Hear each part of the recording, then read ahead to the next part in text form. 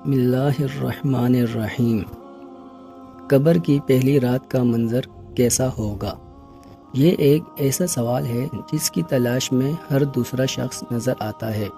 آج ہم اس سوال کا جواب آپ کے لیے اسلامی نقطۂ نظر سے لے کر حاضر ہوئے ہیں۔ اس کے علاوہ آپ کو یہ بھی بتائیں گے کہ آخر قبر انسان کو کیسے پکارتی ہے۔ کیا یہ پکار انسان کو سنائی دیتی ہے؟ قبر کی پکار۔ حضرت ابو سعید خدری رضی اللہ تعالیٰ عنہ سے روایت ہے کہ سرور کائنات صلی اللہ علیہ وسلم نے فرمایا، لوگوں، لذتوں کو ختم کرنے والی موت کو کثرت سے یاد کیا کرو۔ قبر ہر دن اپنے مردوں سے خطاب کرتے ہوئے اعلان کرتی ہے، میں غربت اور تنہائی کا گھر ہوں، مٹی اور کیڑوں کا گھر ہوں۔ جب مومن کو دفن کیا جاتا ہے تو قبر اسے مرحبا کہتے ہوئے خوشخبری سناتی ہے کہ میری پشت پر چلنے والوں، میں تو بڑا محبوب تھا، آج میں تیری ہو گئی اور تو میری طرف آ گیا، تو اب میرے احسان کو دیکھ لے گا۔ یہ کہہ کر قبر تا حد نگاہ کشادہ ہو جاتی ہے اور جنت کا دروازہ اس کے لیے کھول دیا جاتا ہے، جہاں سے اس کو جنت کی تازہ ہوا آتی ہے۔ حضرت ابو ہریرہ رضی اللہ تعالی عنہ کا بیان ہے کہ رسول اللہ صلی اللہ علیہ وسلم ایک جنازے میں شریک ہوئے، پھر فرمایا، میں بھی آپ صلی اللہ علیہ وسلم کے ہمراہ تھا۔ آپ صلی اللہ علیہ وسلم ایک قبر کے پاس بیٹھ گئے اور فرمایا، یہ قبر ہر دن بآواز بلند کہتی ہے، اے آدم کی اولاد، تو کیوں مجھے بھول گیا؟ کیا تجھے یہ معلوم نہیں کہ میں تنہائی کا گھر، غربت کا گھر، وحشت کا گھر، کیڑوں مکوڑوں کا گھر ہوں؟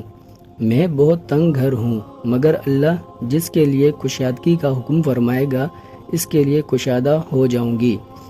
اس کے بعد آپ صلی اللہ علیہ وسلم نے فرمایا، اے قبر، تو یا تو جنت کا چمن ہے یا پھر آگ کا ایک تنور۔ حضرت ابو حجاج رضی اللہ تعالیٰ عنہ سے روایت ہے کہ رحمت عالم صلی اللہ علیہ وسلم نے فرمایا، مردہ جب قبر میں رکھا جاتا ہے تو قبر اس کو کہتی ہے، اے ابن آدم، تو ہلاک ہوا، تجھے کس چیز نے مجھ سے دھوکے میں رکھا؟ کیا تجھے معلوم نہ تھا کہ میں فتنہ، تاریکی اور کیڑوں مکوڑوں کا گھر ہوں؟ تجھے کس چیز نے مجھ سے بہکا کر نڈر کر دیا اور تو میری پشت پر خوب اکڑ کر چلتا تھا؟ اگر وہ مردہ نیک ہوتا ہے تو اس کی طرف سے قبر کو جواب دینے والے جواب دیتے ہیں، اے قبر، تو دیکھ تو صحیح اس کے اعمال کیسے ہیں، یہ اچھائی اختیار کرتا تھا اور برائی سے باز رہتا تھا۔ یہ سن کر قبر کہتی ہے، بے شک یہ نیک تھا، اب میں اس کے لیے سرسبز ہو جاتی ہوں۔ مردے کا جسم اس وقت منور ہو جاتا ہے اور اس کی روح اللہ تعالیٰ کی طرف بھیج دی جاتی ہے۔ حضرت عبداللہ بن عبید رضی اللہ تعالیٰ عنہ سے روایت ہے کہ رسول اللہ صلی اللہ علیہ وسلم نے فرمایا، مردہ قبر میں بیٹھتا ہے اور ان لوگوں کے پیروں کی آواز بھی سنتا ہے جو اس کے جنازے کے ساتھ قبر تک گئے ہوں۔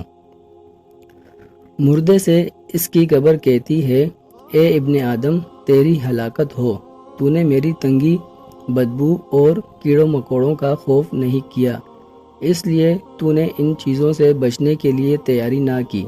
بد اعمال مردے سے قبر کہتی ہے، تجھے میری تاریکی، میری وحشت، میری تنہائی اور تنگی اور میرا غم یاد نہیں رہا؟